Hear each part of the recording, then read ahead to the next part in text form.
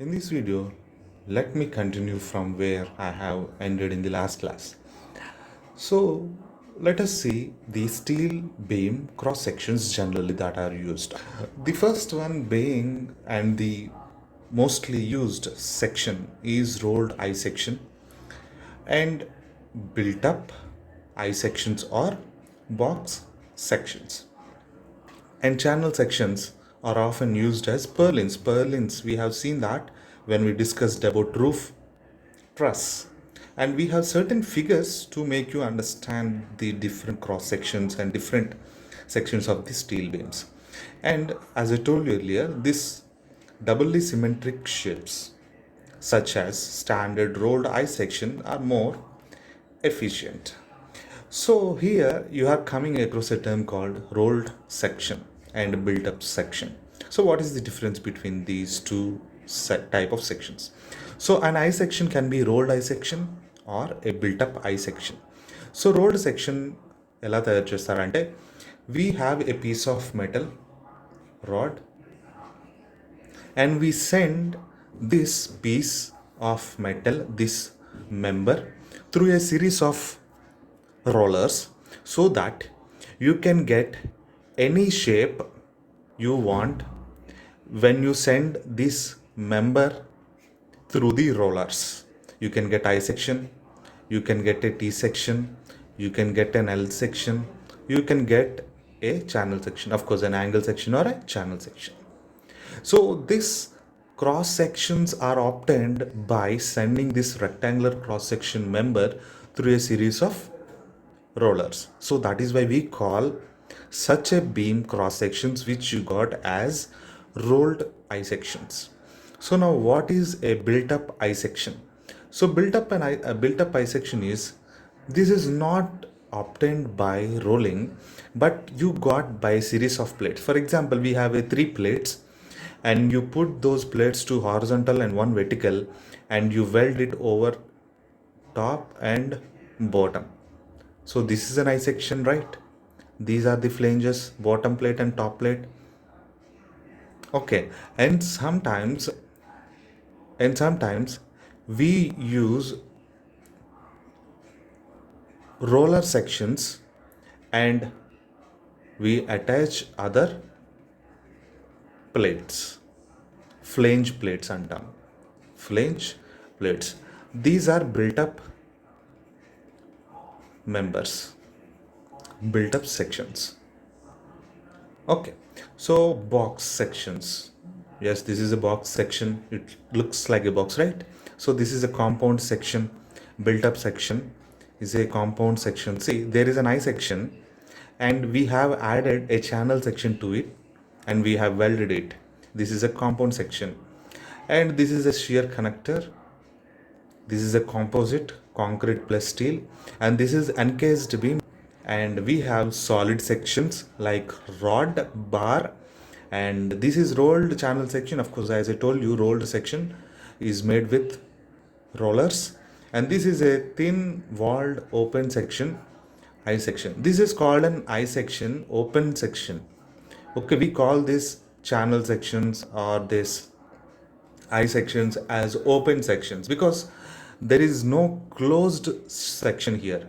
But if you see in the first case, we are calling this as closed section because you are forming a box like structure here. There is something, you are enclosing something, right? And this is a fabricated I section. As I told you, this is a built up section. The web is welded to the flange. Okay, before going into the other figures, let me point out point here. So the important parameter when you design a beam is the beam depth.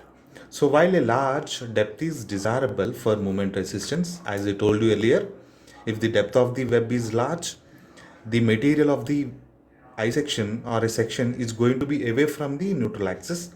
That makes it more resistant to bending moment. That increases the bending moment resistance of the section, but it is going to result in thin web, right?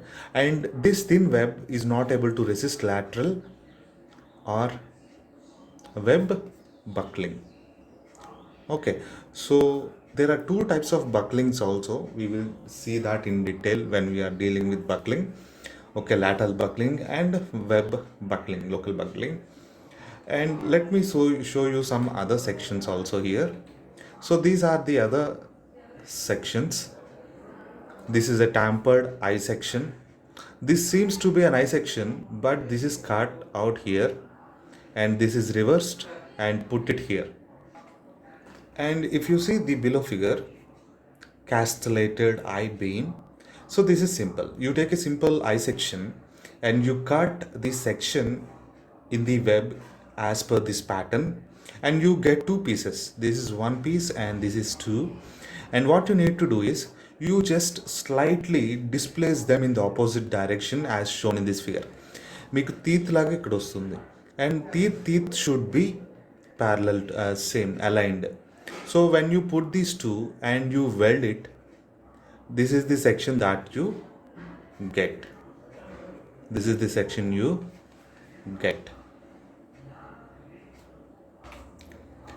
And the table below here will help us to decide what kind of section should be used as a beam for a particular span and application. And see, angle section. Angle is just like an L shape, right? These angle sections can be used as beams when the span of the beam is 3 to 6 meter. And for lightly loaded beams such as roof purlins and sheeting rails, this can be used as a beam. And next one is rolled I sections. This can be used to a maximum of 30 meter length, and this is the mostly or frequently used section as a beam. And the third one is castellated beam, of course, which we see in here. It can be used up to 60 meter, 6 to 60 meter long span and light loads. So as you noticed here in this castellated I-beam, the reason I am cutting this in this shape and putting it in this manner is simple. So when you take this out and put it in this way, for example, if the depth initially is D1, the depth here is going to be D2 and D2 is surely going to be D1.